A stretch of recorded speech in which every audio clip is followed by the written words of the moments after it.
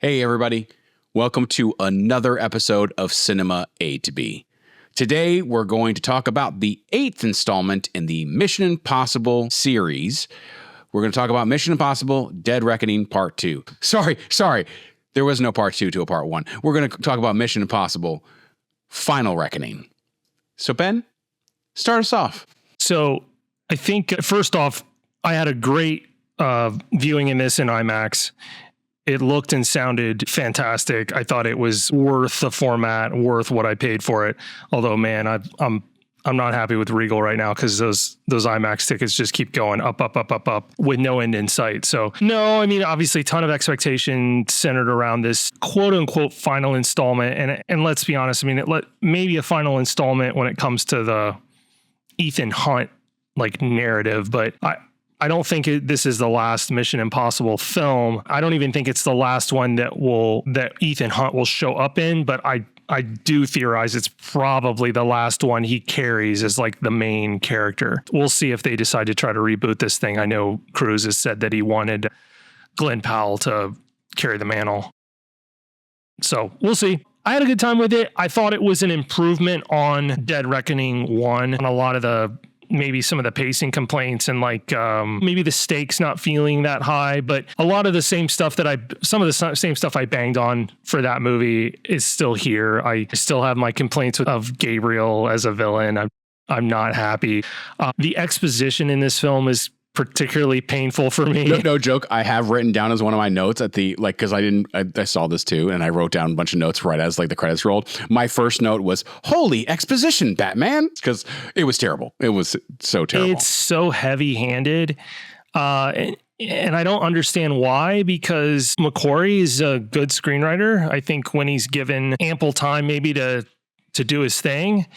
But in here, it's just really overt, really heavy-handed, long scenes of exposition. And it just kind of lost me in those moments. I was just waiting for the next big action sequence, which, you know, there's 2 of them in this. We can get to both of them. The ironic thing for me is that the one that they used to market the movie, which is the airplane sequence, it's good. And when you realize like he's really doing all this wing walking, it's impressive. But the other sequence for me is like way better.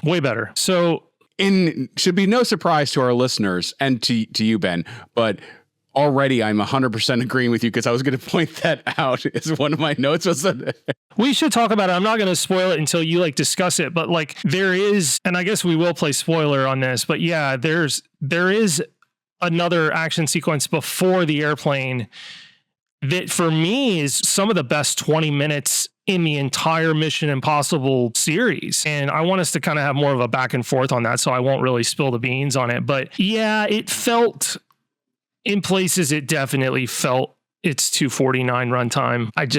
I think that's a nature of the script issues, and there's not really any good fix for it. So I enjoyed it. I had pretty low expectations going in, given that I didn't really particularly care for Dead Reckoning. So it's, for me in the franchise, it's still probably a middling entry. And I think it suffered from some of the expectation issues that befell No Time to Die.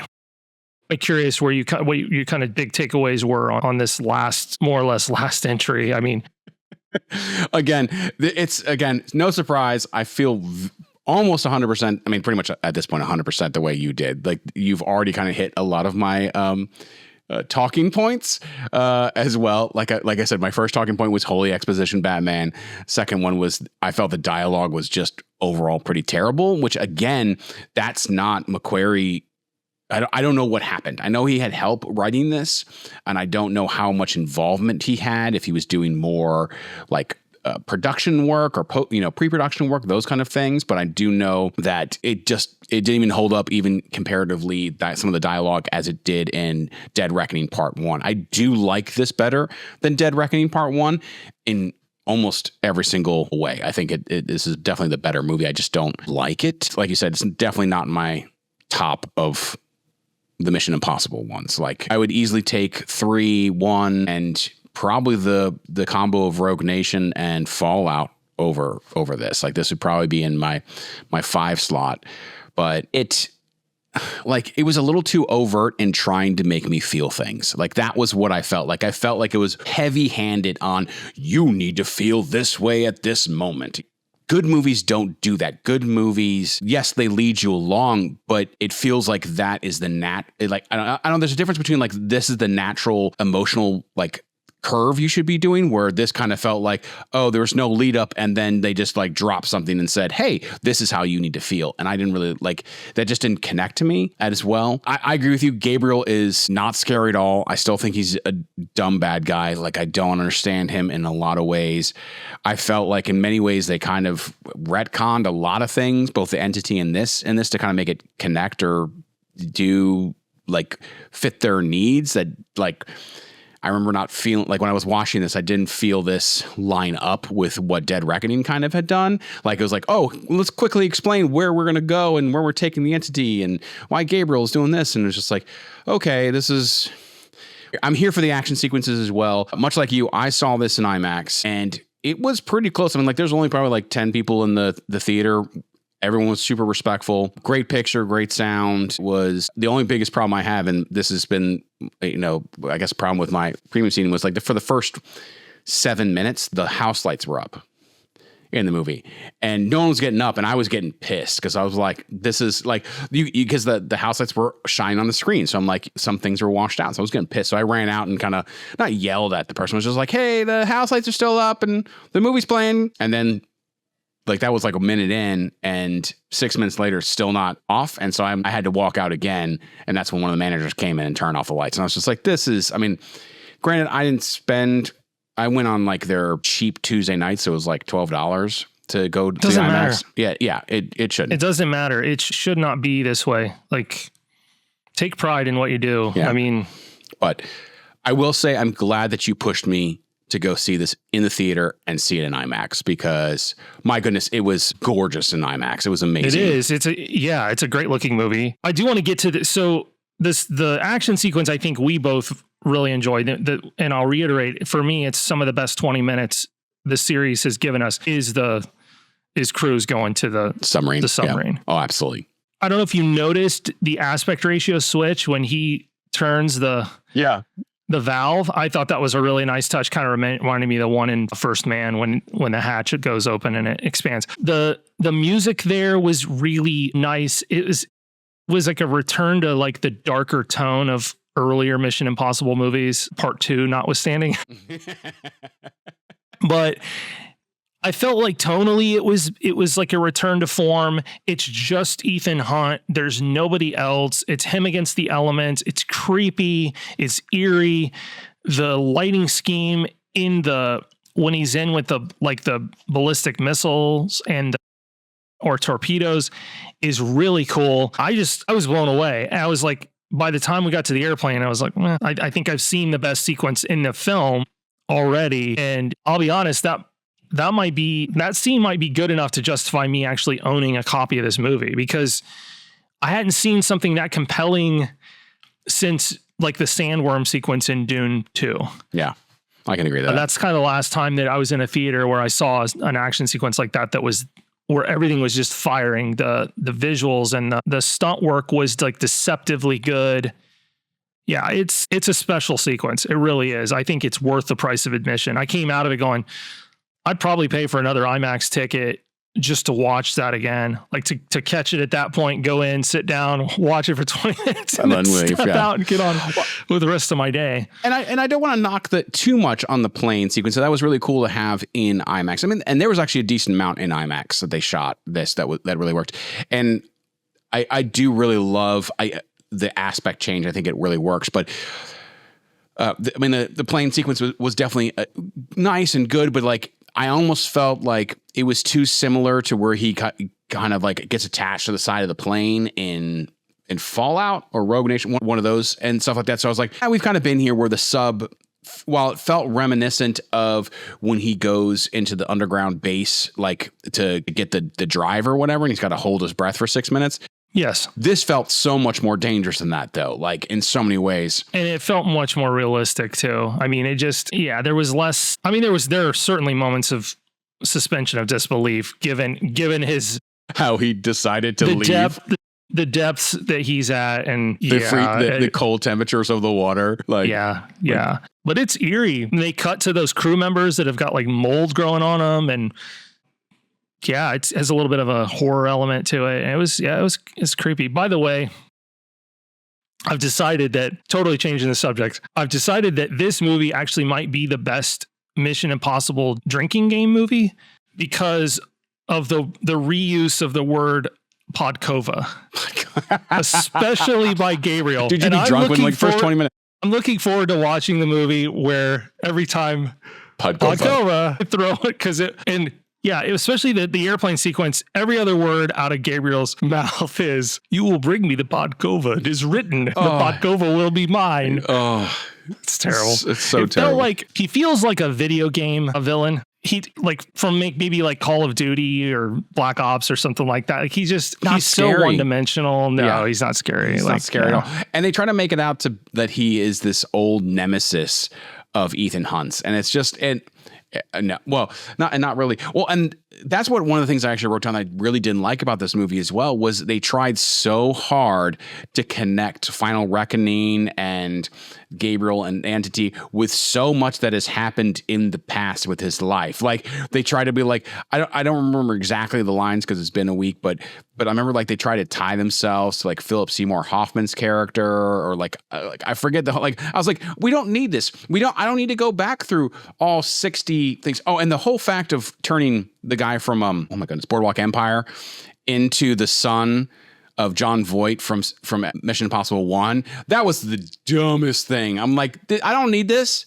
No, I don't need, like, he was a perfectly fine character by himself. I don't need to have this arbitrary. It's really poorly done, because he's trying to apprehend him or kill him the entire movie, and then he gets one thing right, and then suddenly they're shaking hands. Yeah. And all's well. It's so dumb. It was a waste of a good actor, to be honest with you. It was. And they do that a couple times. I mean, like, it's cool for Hannah to show up, but they give her like nothing to do as that commander on the aircraft carrier. Absolutely. Like, it's like, I mean, at that point, she's just like a paycheck, and I'm in the Mission Impossible series. And I get to when Tom Cruise like asks you, do you want to be, and we've mentioned this before, it's unequivocally, yes, whatever you want to do, I'll do. But yeah, I mean, I hate to bang on this movie too much because it is a good time.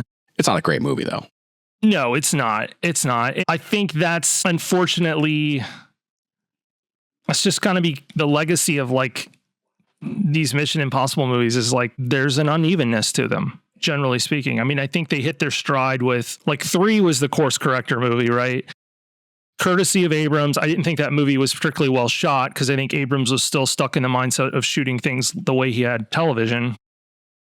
But the performances he gets in 3, best villain, like with Hoffman, the plot's good. Like it's a return to form. And then those 5, 6, 7 more or less feel like the same movie to me. But yeah, they didn't really stick the landing to me here. I was a little thrown off by, I liked the idea, but I thought it was used at the wrong point in the movie. The intercut of like clips from all the other movies that they splashed at the beginning. And I thought there would have been a nice way to edit that kind of stuff in when Luther is, Ving Rhames' character is speaking on the recording at the end, and Cruise is just kind of wandering around in the field. I felt like it needed something else, and I think that an intercut there of like where we've been and would have maybe played a little better, but I'm sure they tried that in the edit room, and maybe they were just like, this is too heavy-handed. But the whole movie feels kind of heavy-handed as far as like, I agree with you. It's totally trying to tell you, oh, this is where you should be sad, and this is where you should be happy, and this is it. It does, and not in a good way, not in like a Spielberg way. No. I mean, because again, Spielberg doesn't really tell you. He just shows you and expects you to get there on your own, kind of a thing. Like, well, he's the best at it, though, I think. Yeah. I mean, like you talked about, like he shows you the character looking at the thing, so you don't see the thing, you see the character's face, and the character reacts. And that kind of gets you to like get there, right? But it's not this heavy dialogue of like, oh, you should feel sad, like, or whatever. And that's kind of what I got from a lot of this movie. I don't know that I noticed it as much when I first saw it. I think I'm influenced a little bit by some comments on Reddit, but I think they're accurate that this movie actually more than Dead Reckoning, you can see the effects of shooting during coronavirus. Okay. And the sequence like at the vault basically is very indicative of that. The fact that they show up and it's empty and they have some throwaway line to like explain, oh, everybody knows what's going on. They all went home. And it's like, really? And that's a COVID decision, like not to have a bunch of extras. You could tell like they were following protocol. This many people in a scene in proximity with each other. You can tell if you go back and watch it, it's like really obvious that certain scenes were manipulated because this was how many people are allowed to be within, 6 feet of each other. And so it kind of suffers from some of that. I don't know how I feel about Benji almost being like sidelined. Well, and then like basically dying, and then, oh, we saved him to the last moment. I'm like, and I felt the Luther death was also kind of dumb. I was like, this kind of came from nowhere, because he's and I didn't understand why he's on like a ventilator and all this stuff. Yeah. They didn't explain any of that. They had all this time for exposition and they just didn't give you any of that, So yeah, Dead Reckoning, he's fine. And then Final Reckoning, he's like basically terminal is kind of what it's implied. And it's like, what happened? Did I miss something? Yeah.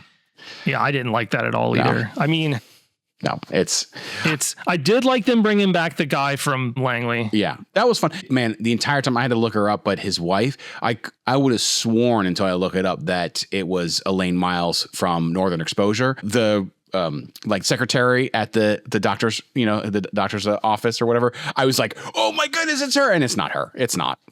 I just, but she was still hilarious. But the role. Yeah, that character was fun.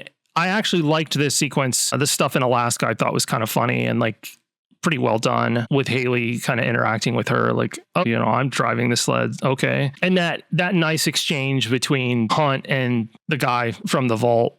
He's apologizing. I basically, ruined your career. He's like, oh no, I'd still be there. And instead I've, enjoyed my life. Yeah. And met the love of my life. And that was cool, but fan servicey, but still fun. It was still fun. I was like, oh yeah, that's kind of cool. He gets a little bit of, a lot of redemption. So I think one of the things I think makes the plane sequence not nearly as interesting or feels dangerous in a lot of ways. And we've talked about this before, and it's also like a couple others, but countdowns are just not really scary, right? Like in movies, because we all know it's going to be like 1 second or less than a second, they're going to cut the red wire and everything's going to be safe, right? Like countdowns are not scary. It doesn't give you that sense. And a lot of the plane sequence is intercut with them working, trying to do this. And I'm just like, I think that's whereas the sub didn't have any of that. Like there is no countdown. There is, yes, it's rolling, but that's that's on a time sequence, but it's a different type of like, he's only got limited time and you don't really know how long it's going to take. Like it's not like, oh, he's got 30 seconds to get out. Like you're kind of like, oh, I'm unsure. And I think that's what makes it ratchet up to making it far more interesting spot.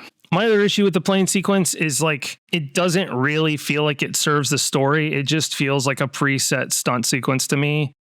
When you look at like the colors of the airplanes and the style of the airplanes, like it doesn't make sense to me that Gabriel's getaway aircraft is a biplane.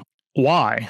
Well, because he was like, it's off the grid. It's, it doesn't have anything like, but I was like, there's so many other like semi-modern planes that are more modern than a biplane that are also not on the grid.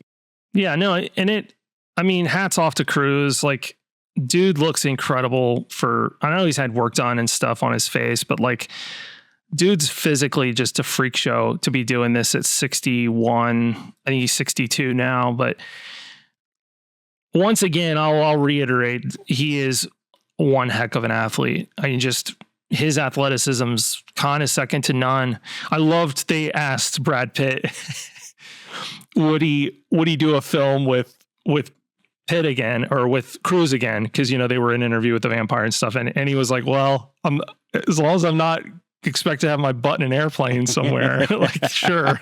He's like, I'm done with that. If it's on the ground, yeah, but.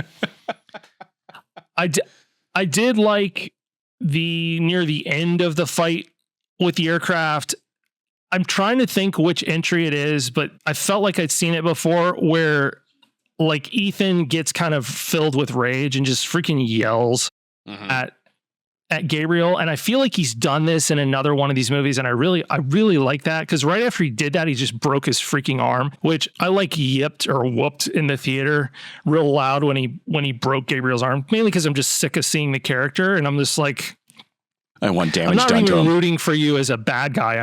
Or against you as a bad guy. I'm just tired of you being on screen. And the fact that he's ripped your arm almost clean off means you're not going to be around for much longer. But of course, his like, I've got the parachute. And then, splits his head open, which was really weird. Yeah, that felt like the physics didn't feel very good there. It also felt really dumb. Like I even wrote like I think again, listeners, like this was a fun movie. I enjoyed it. I walked out. It's not a great movie. There's a couple really good pieces in here to watch, but I felt like even the ending was dumb. Like I like watching like that whole like they just see each other in like the same square that they went to, and then they walk their separate ways. I'm like, what?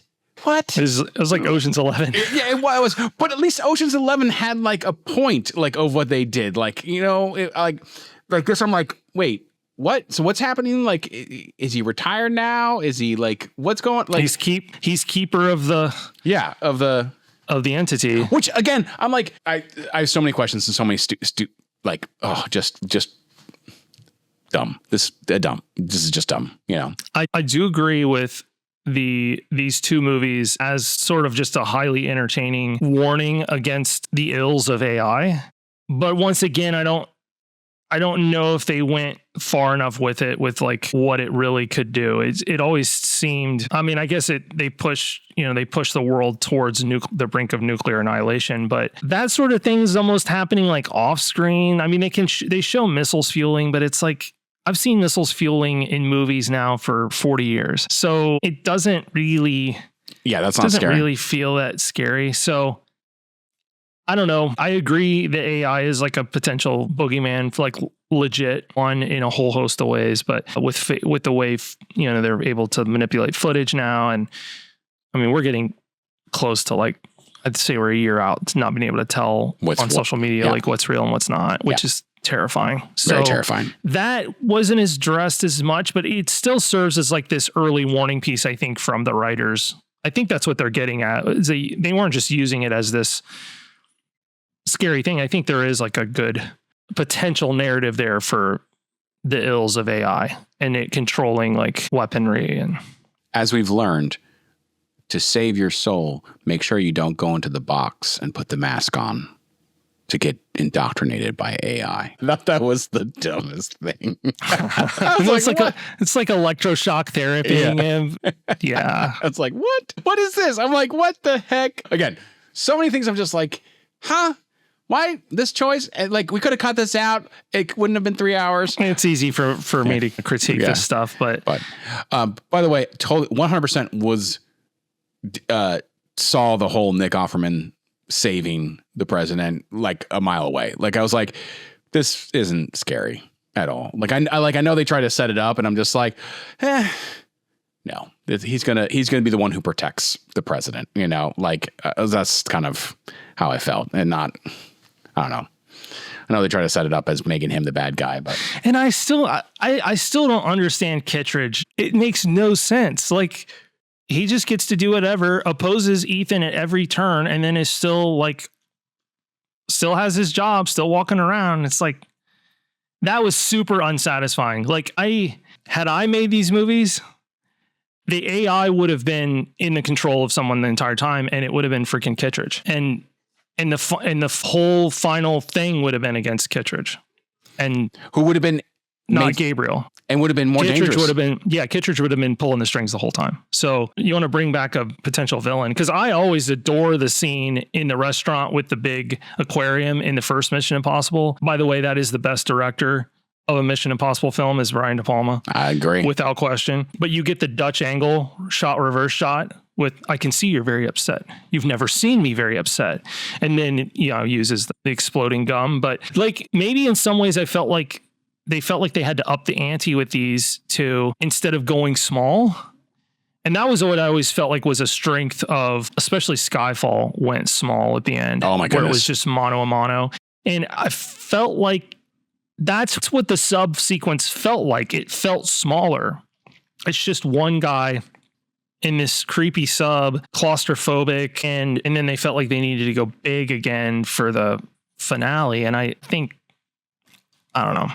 I would have, but weak villain, so there's really no way you can go micro at the end. I don't either. Again, a fun watch, seen in IMAX, but go ahead. I talked to Vlad briefly about it. He was going in to see it, and then he called me up a day or two later, and I just asked him, he didn't spoil it. He never does, but how it was. He's like, oh, it's good, but it's kind of like Fast and the Furious at this point. And I thought, I was like, after I came out, I was like, yeah, he hit the nail on the head with that. Like it's pretty much what's happened. Yeah. So brilliant. Vlad, if you're listening, brilliant.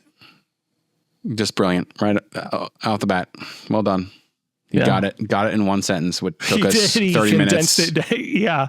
Pretty much condensed it down into one sentence. Properly. Yeah. Yeah. But he saw it in IMAX as well at City Walk.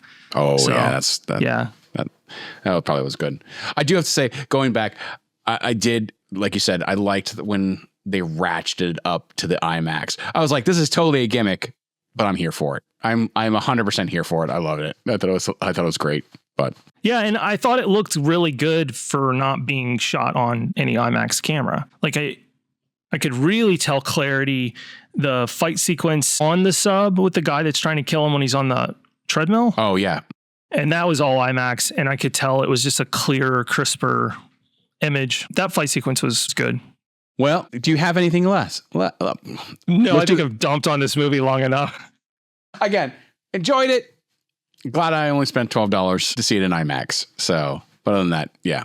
No, I mean, yeah, I've got nothing else. I mean, I'm more curious now where they go with the series. If they're gonna reboot it, what it looks like. It's gonna need to look and feel a lot different than this. I think they're gonna need to. I don't know. I think they're gonna need to go back to the television series and kind of figure out what made that kind of work and see if they can't get that to translate again. And I don't know. We'll see. Yeah, and make it more about getting information, kind of like we talked about when we talked about Dead Reckoning. Less about the spectacle and the action, and more about the actual spy craft of it. Yeah. I mean, we've mentioned it for the potential reboot of Bond, which it sounds more like they're going to do a period correct reboot of Bond back to the 50s. Maybe you could reboot Mission Impossible with Glenn Powell or whoever you want in the lead and period set it in the 70s akin to the 60s or 70s akin to the original TV show. Adjust your stunt stuff kind of accordingly. But the problem with doing that is once you period anything out, it inflates the budget. By a lot, yeah.